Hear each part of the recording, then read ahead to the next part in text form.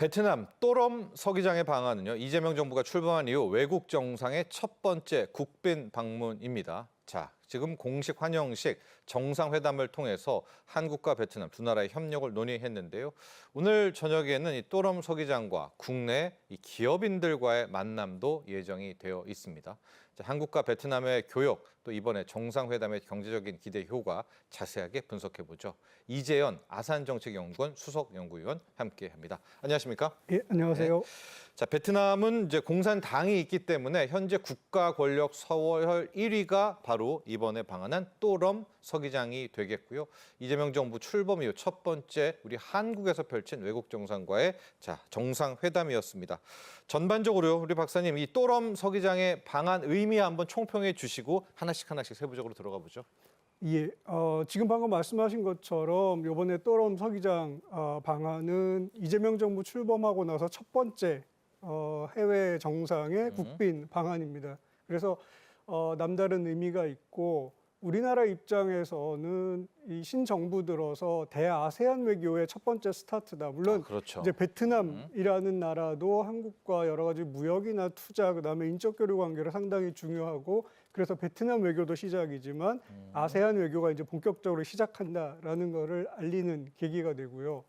반면에 이제 베트남 쪽에서는 사실 베트남이 경제적으로 빠르게 성장하고 있는데 그 빠른 경제 성장의 가장 중요한 변수는 한국이라고 봐도 무방합니다. 지금 현재로서는. 예, 맞습니다. 예. 그래서 한국에 이제 새로운 정부가 들어섰고 베트남 경제에 그렇게 중요한 한국. 그럼 이 두 가지가 합쳐져 가지고 서기장이 직접 방문해 가지고 한국과 협력을 앞으로 향후 5년 동안 어떻게 풀어나갈 것인가 라는 거를 이야기하는 자리다. 이런 점에서 좀 의미를 찾을 수가 있겠습니다. 예. 우리는 얼핏 생각하기에 베트남 경제에서도 미국이 가장 중요할 것 같은데 한국이 가장 중요하다. 네. 베트남 뭐 알고 있겠죠? 베트남 정부에서도 우리의 중요성을 한국 당연히 경제요? 알고 있죠. 예. 자, 지금 이 방한한 또럼 서기장은 공산당 뭐 전반적인 국가 서열 1위입니다. 게다가 공안부 출신, 부패 척결자 이런 별명들이 있습니다. 뭐 말 나온 김에 또럼 서기장에 대해서도 한번 좀 파악해 보고 갈까요? 네. 네. 그 또럼 서기장에 대해서 이야기를 하기 전에 이제 베트남 지금 말씀하신 것처럼 국가의 권력, 네. 서열을 서열 1위. 보면 네. 공산당이 지배하는 국가이기 때문에 당 서기장이 가장 그 중요한 인물이죠. 서열 예. 1위라고 할 수 있고 그다음에 보통 다른 나라의 대통령에 해당하는 직위가 국가 주석입니다. 예. 그리고 거기가 2등이고요. 그 밑에 이제 총리가 있고 총리는 행정부를 관할하는 사람이고 넘버 3 서열 3위 정도 되고요. 네 번째가 국회의장. 이렇게 이제 네 사람이 권력의 핵심이라고 할 수 있는데 그 중에서 이제 또럼 서기장이 가장 그 중요한 사람인데 서기장에 취임한 거는 2024년 8월쯤 됩니다. 사실은 2024년 5월부터 이제 직무대행을 좀 맡았었는데요. 갑작스럽게 전 서기장인 응웬푸총 서기장이 서거하면서 네, 잠시 맡았다가 정식으로 들어서게 됐는데 지난 1년 동안 처음에 들어섰을 때 지금 말씀하신 것처럼 이제 공안부장도 했었고 전통적인 공안통이고 그러니까 우리나라로 얘기하면 경찰이죠. 그렇죠. 네. 그래가지고 되게 보수적인 거 아니냐라는 이야기도 되게 많았었는데 지난 1년간 실적을 보면은 대외 정책도 상당히 유연하게 그대로 유지를 하고 있는 상황에서 부패 척결 확실히 해냈고요. 그리고 국내 행정적인 개혁을 상당히 많이 했습니다. 중앙 행정부도 좀 슬림화하고 효율 위주로, 그다음에 지방 그 행정구역도 정리를 하고, 특히 무엇보다 이제 최근에는 미국하고 관세 협상을 어쨌든 마무리 그렇죠. 네. 지은 것이 지난 1년 동안 베트남 국내에서는 상당히 잘 그 국정을 운영했다라는 그런 평가를 받고 있습니다. 네. 왜 국가 주석이 안 왔어 하는데요, 여러분. 베트남에서는 이 당 총서기가 1위입니다. 네. 또럼 서기장이 당 총서기가 서열 1위이다. 그래서 정상회담이다. 이렇게 생각을 하시면 될 것 같고요. 지금 베트남 상황 좀 알아보도록 하죠. 마치 우리의 70년대, 80년대를 보는 듯한데 2045년 선진국 진입, 뭐 국가 대개조 사업에 돌입했다. 이런 얘기들 나오고 있습니다. 그만큼 뭐 교육열도 강하고 이렇게 저렇게 공장도 돌리고 열심히 일을 하고 있는 것 같은데요. 베트남의 모습 한번 보도록 하죠. 2045년 선진국 국가 대개조 사업. 우리가 이제 과거에 많이 들었던 것 같은 그런 또 가멸차게 가고 있네요. 예. 지금 말씀하신 것처럼 지금 베트남 경제 성장의 목표는 2030년까지 중진국 중에서 고소득에 속하는 국가에 진입하는 거고 2045년 그러니까 베트남이 건국을 선언한 지 100년이 되는 그 해까지 선진국에 진입하겠다라는 목표를 세우고 있습니다. 물론 이 중진국 중에서 고소득이다. 선진국이다 하는 거는 상대적인 거기 때문에 네. 그것이 달성이 될지 어떨지는 뭐 확실하게 지금으로서는 이야기할 수는 없지만은 원대한 목표를 세우고 있는 거는 맞고요. 이 경제 성장이라는 문제는 베트남은 상당히 중요합니다. 예. 특히 당하고 국가하고의 정통성을 이 경제 성장이라는 것에서 끌어오고 있는 상황이거든요. 그리고 실제로 1986년에 베트남이 도이모이 개혁 개방을 실시한 이후에 그런 국민들의 요구를 상당히 잘 채워줬습니다. 네. 그리고 지난 10년간 또 보면은 코로나 때를 제외하고는 연 6%에서 7% 경제 성장을 꾸준히 해왔거든요. 이게 이런 추세를 계속 유지시켜 줘야 된다라는 목표가 있고 이제 그걸 위해서 나가는 거고요. 국제적으로도 베트남이 이제 뭐 아세안만 놓고 보더라도 아세안의 일원이니까 처음에 이제 한 1990년대 중반에 가입해서 2000년대 초반까지는 별로 목소리가 없었거든요. 근데 한 10년 사이에 아세안을 주도하는 국가로 성장했을 정도로 탑 아닙니까? 지금 아세안에서도 그 탑급으로 올라오고 있죠. 목소리로 이야기하면은 탑급이죠. 예, 예, 예. 그럴 정도로 이제 빠르게 부상을 하고 있고 아까 제가 처음에 좀 말씀드렸듯이 이렇게 베트남이 빠르게 성장을 하는 데 있어서 가장 중요한 원동력이 됐던 건 한국이다라고 네. 말씀드릴 수 있는 게 뭐 삼성도 그렇고 현대, 그렇죠. LG 네. 엄청나게 많이 투자를 하고 있고요. 한 예를 들면 삼성 한 회사가 베트남에 투자해가지고 거기서 생산한 것들을 수출하는 게 베트남 수출의 20%까지 차지하고 있다라고 하니까는 우리 갤럭시의 한 절반 좀 되죠? 예. 예, 그리고 예. 거기서 베트남에서 생산한 갤럭시는 예. 거의 미국으로 미국으로 하죠. 수출되고요. 예. 예. 그리고 고용하는 인원도 거의 한 10만 명에 가까운 수준이기 때문에 이런 한국 기업들의 투자, 한국과의 무역이라는 것이 베트남 경제를 끌고 가고 있다라고 봐도 무방합니다. 예, 그만큼 우리와 밀접한데요. 또 우리에게는 뭐 이재명 대통령도 이야기했던 경기도 다낭시, 뭐 정말 활발했던 지금 관광에 거의 많이 가는 그런 지역이기도 하고요. 과거에 좀 우리와의 그 역사 좀 보니까 마지막 서기장의 방한이 2014년 박근혜 대통령 때 응우엔 부종 이제 서거했었죠. 예, 서기장 11년 만에 또 방문이기도 한데 우리 한국과 베트남의 뭐 경제뿐만이 아니라 좀 이런 민간 차원에서의 교류도 한번 보도록 하겠습니다. 관광은 뭐 엄청난 것 같고 오늘 이재명 대통령이 베트남은 사돈의 나라다 해가지고 뭐 청중이 또 크게 또 웃음을 줬다 이렇게 얘기 나오고 있습니다. 그러게요. 우리 베트남과 결혼도 많이 하죠. 예. 예, 베트남 신부. 예, 예. 볼까요? 예.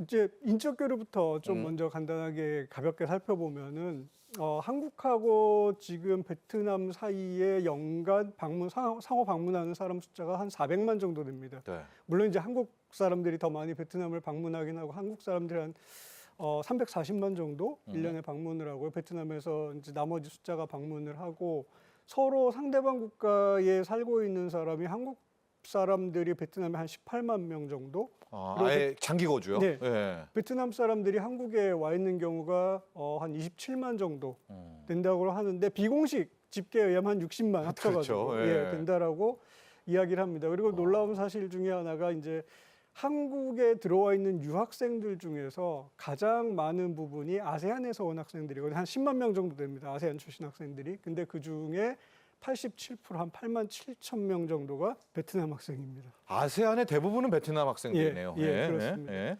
그리고 국가 대 국가로 보면은 지금 한국하고 베트남은 동맹 바로 아래에 포괄적 전략 동반자 관계고 정상 간의 교류도 지금 또람 그 서기장이 방문한 것처럼 꾸준하게 이어져 왔습니다. 네. 그리고 경제적으로도 한국이 아세안과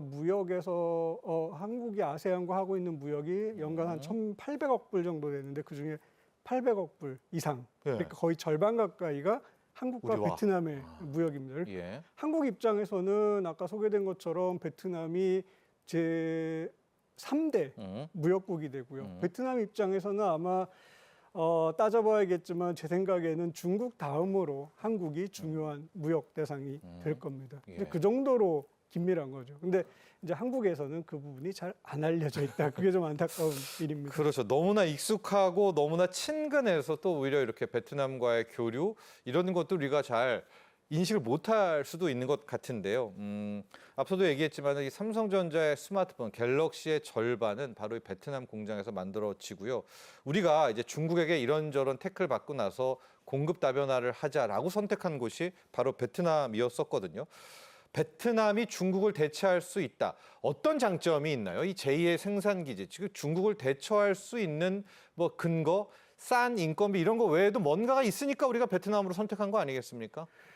여러 가지로 이야기할 수 있는데 예. 베트남 글쎄요 경제학적으로 엄밀하게 따져보면은 정말로 우리가 이제 중국에 투자하고 있는 거나 중국과 경제 관계를 베트남으로 다 대체할 수 있는가 없는가라는 거는 조금 더 이제 고민을 해봐야겠지만 베트남이 잠재력을 가지고 있는 것만큼은 명확합니다. 일단 첫 번째로는 베트남 정부도 그렇고 일반 사람들도 그렇고 경제 성장을 하려는 의지가 상당히 강하기 때문에 이런 것들이 이제 한국의 기술 이전이라든지 네. 교육이라든지 투자 같은 것들을 잘 흡수할 수 있는 환경이 되고 또 이제 지리적으로 가까운 부분도 있고요.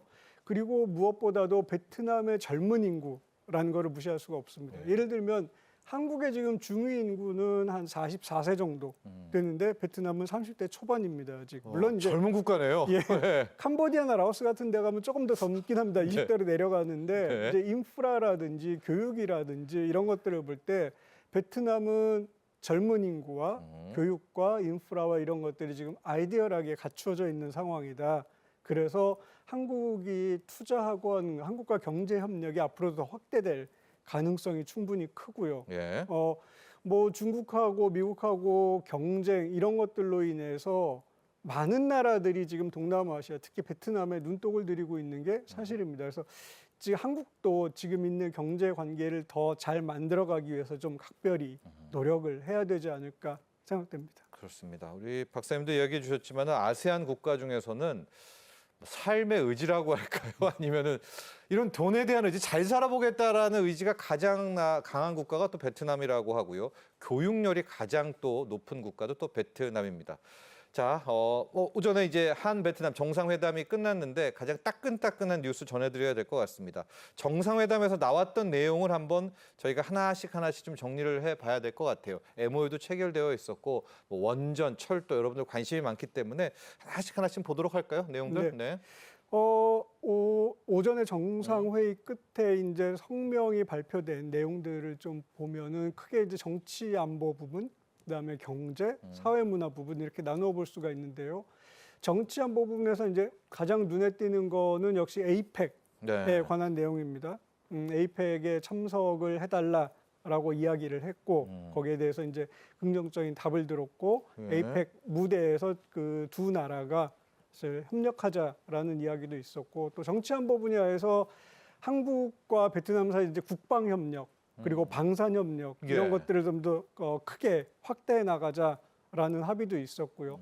또 많이 관심 가는 게 이제 경제 협력일 겁니다. 또 그렇죠. 어떤 경제 협력을 네. 이야기했었나? 기존에 이제 2030년까지 한국과 베트남 사이의 교역을 지금의 2배 이상, 그러니까 1,800억 달러까지 늘리자라는 그렇습니다. 이야기가 있었고 요번에 1,500억 달러 이상 뭐 이렇게 예, 돼 예. 있네요. 예. 요번에 그게 다시 한번 정상회의에서 확인이 됐고요. 그리고 말씀하신 것처럼 그 린투원 원전이라고 지금 베트남이 개발하고 하고 있죠. 하려고 하는 원전 그리고 북쪽의 하노이하고 남쪽의 호치민을 연결하는 고속철도 북남철도라는 거죠. 고속철. 예, 맞습니다.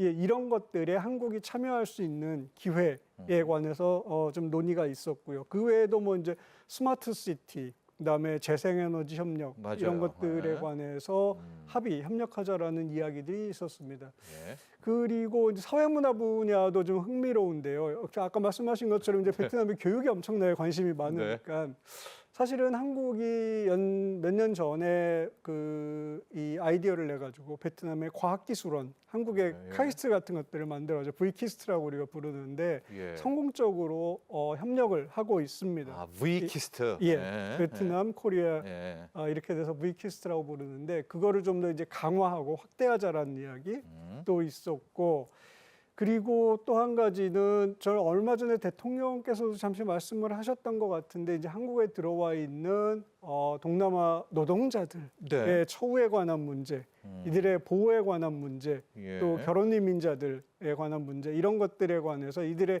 뭐 인권이라든지 처우라든지 이런 것들을 어떻게 보장할 것인가에 관한 논의도 같이 포함되어 있습니다. 예. 그리고 MOU 또 끝에는 경기도 다낭시에 그 다낭시도 있더라고요. 평택시와 다낭시의 교류 내용도 함께 있습니다.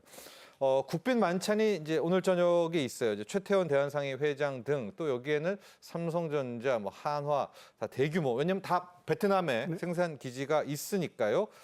경제 협력 이슈가 좀 더 강화되는 자리가 되겠죠? 예, 맞습니다. 그 오늘 이제 저녁 때 네. 기업 총수들이 참여하는 만찬도 있고 내일도 아마 제가 알기로는 총리 주제로 비즈니스 포럼도 같이 열리는 걸로 알고 있고 여기도 이제 당연히 국내 기업들이 참여를 할 텐데 이게 상당히 중요한 자리입니다.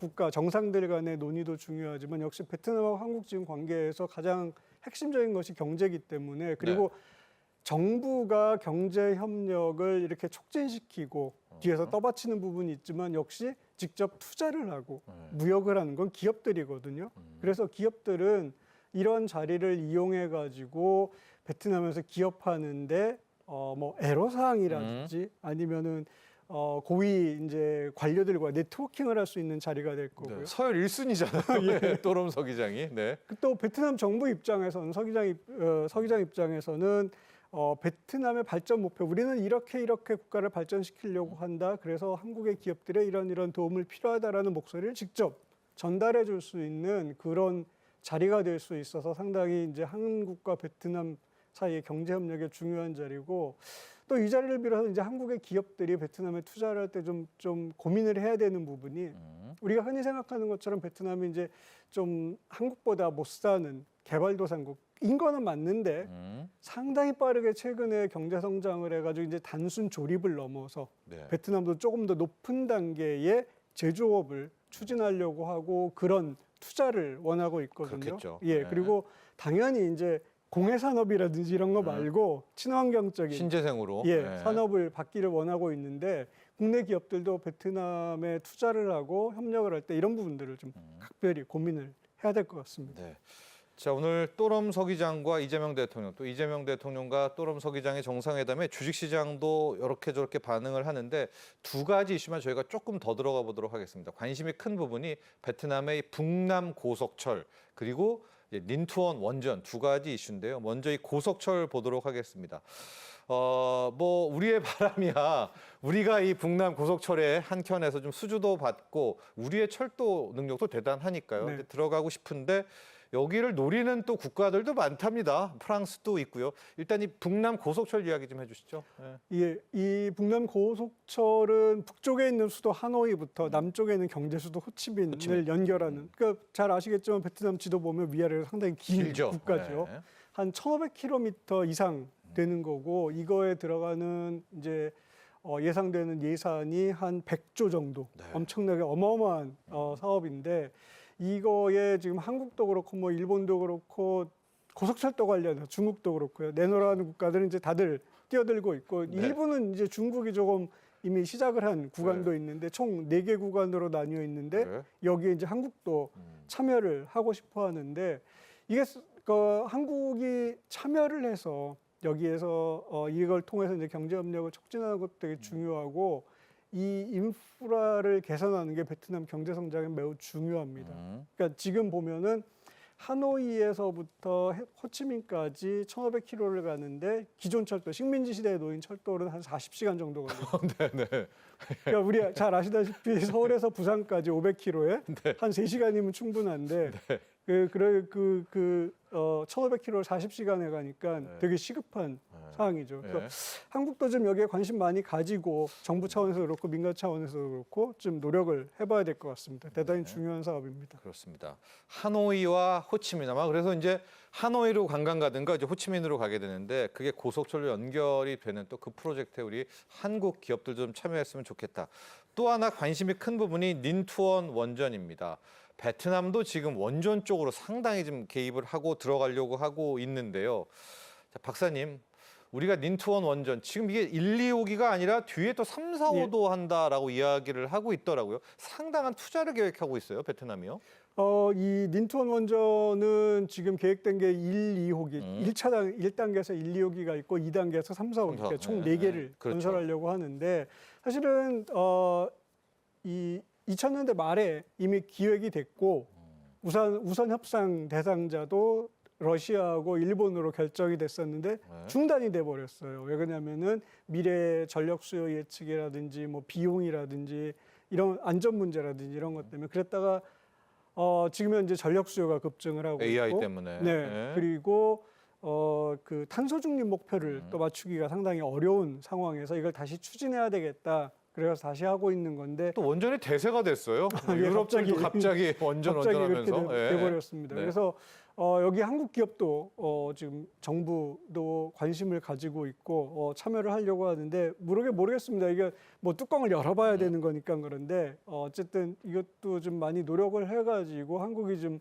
그 앞선 노하우 우리 그렇죠. UAE에 원전 수출한 것도 맞습니다. 있고 그래서 그런 것들을 이용해가지고 한국으로 또 끌어오면은 우리한테도 도움이 되고 한 베트남 사이 경제 협력에도 도움이 되는 일 아닐까 네. 생각이 됩니다. 1호기, 2호기는 이미 이제 러시아, 일본이 정해졌다 하더라도 지금 3호기, 4호기가 있거든요. 이제 이거는 꼭 우리가 어떻게 좀 가져왔으면 좋겠고 러시아하고 베트남은 왜 이렇게 친합니까? 그게 좀 되게 의문이었어요. 이번에 좀 보니까. 역사적인 관계가 있죠. 예. 그러니까 다 같이 공산주의 국가였고 그다음에 아시는 분들은 아시겠지만 중국하고 베트남 사이가 그렇게 좋은 안 좋죠. 예, 공산주의 시절에도 그렇게 좋지 않은 상황이었고요. 그러면 중국하고 베트남 사이가 좋지 않고 중국과 당시의 소련 사이가 좋지 않으면 나의 적은 친구가 될 수 있는. 그때 그럼 친해진 거예요? 예. 러시아와 베트남이? 예, 그렇습니다. 그래서 역사적으로 그 그런 관계가, 관계가 좀 있습니다. 예. 그래서 이제 많이 좀 러시아 기업들이 또 베트남에 와 있더라고요. 정리 좀 해보도록 하겠습니다. 자, 이제 한국과 베트남 보다 성숙한 동반자 관계가 되겠다 이렇게 이야기를 나눴는데요. 앞으로 우리와 정부, 기업들은 어떤 방향 맞춰야 될까요? 좀 짧게 말씀드리면 네. 정부는 동남아시아, 특히 베트남에 대해서 꾸준하게 일관된 정책을 좀 펴야 될 겁니다. 이렇게 잠깐 관심 가졌다가 껐다가 이런 게 아니라 꾸준하게 정책을 펴야 될 거고 기업들은 우리가 베트남에 투자해서 이익을 얻는 만큼 또 베트남에 어떻게 기여를 할 것인가, 그렇죠. 기업의 사회적 네. 책임이라는 문제, 그다음에 또 직접 일할 수 있는 인력들을 키워내는 문제에 대해서 관심을 가져야 될 것 같고 국민들 차원에서는 한국에 와 있는 베트남 사람, 더 넓게는 동남아시아인들에 대한 시각을 네. 우리가 좀 많이 바꿔야 될 것 같습니다. 뭐 다문화 얘기 되게 오랫동안 해왔는데 아직도 좀 그 동남아를 보는 사람, 저 같은 사람 입장에서는 지지부진하다라는 생각이 있고 좀 더 큰 틀에서 베트남이나 동남아시아 국가들과의 관계를 단순하게 경제적으로 우리가 얼마나 이익을 얻을 것인가라는 것을 넘어서 얼마나 이들과 신뢰를 얻고 그래서 상호에 대한 인식을 바꾸고 하는 방향으로 이 관계를 발전시킬 수 있을지 좀 고민을 해야 될 때입니다. 네. 자, 지금까지 도움 말씀에 이재현 아산정책연구원 수석연구위원과 함께했습니다. 오늘 감사합니다. 예, 감사합니다.